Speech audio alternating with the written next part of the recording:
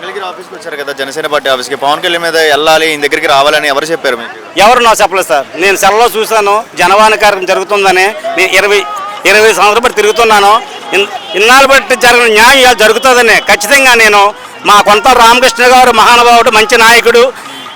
అందుకే పవన్ కళ్యాణ్ గారు ఆయన్ని ఎంచి సీట్ ఇచ్చారు. ఖచ్చితంగా పవన్ కళ్యాణ్ గారు నాయకత్వంలో, కొంత రామకృష్ణ నాయకత్వంలో నాకు న్యాయం జరుగుతుందని ఖచ్చితంగా నేను ఇక్కడ వచ్చాను సార్. ఏ గవర్నమెంట్ అయినా ఇలా డిప్యూటీ సీఎం పవన్ కళ్యాణ్ లాగా కానీ ఏ లీడర్ ఇలా దగ్గరికి వెళ్తే ప్రజలకు దగ్గరలో వరకు ఎవరు చేయలేదు. ప్రజల దగ్గర ఇంతవరకు ఏ నాయకుడు మాటలు చెప్ప పనులు ఏ నాయకుడు చేయలేదు సార్. మెయిన్ మండల నాయకుల్ని, పంచాయతీ వాళ్ళని గట్టిగా నిలదీస్తే ఈ భూ కబ్జా జరగదు సార్. మండల నాయకులు, పంచాయతీ వాళ్ళు, సర్పంచీలు ఈ భూ కబ్జా చేస్తుంటారు ఎక్కువ. ఇంకెవరు కాదండి, ఎమ్మెల్యేలు కాదు, ఎంపీలు కాదు, వాళ్ళ పేరు మన పోతుంది. జనసేన పార్టీకి వచ్చారు కదా, మీకు నిజంగా నమ్మకం జరిగిద్దని నమ్మకం ఉంది? నాకు పక్కా నమ్మకం సార్. మా నాయకుడు అక్కడ కొంత రామకృష్ణ గారు శాసనసభ్యులుగా ఎన్నికయ్యారు. బ్రహ్మాండంగా ఆయన మంచి నాయకుడు. ఎందుకంటే గతంలో ఎంపీ ఒక మినిస్టర్ చేశారు కాబట్టి ఈవేళ కూడా ఆయన మంచి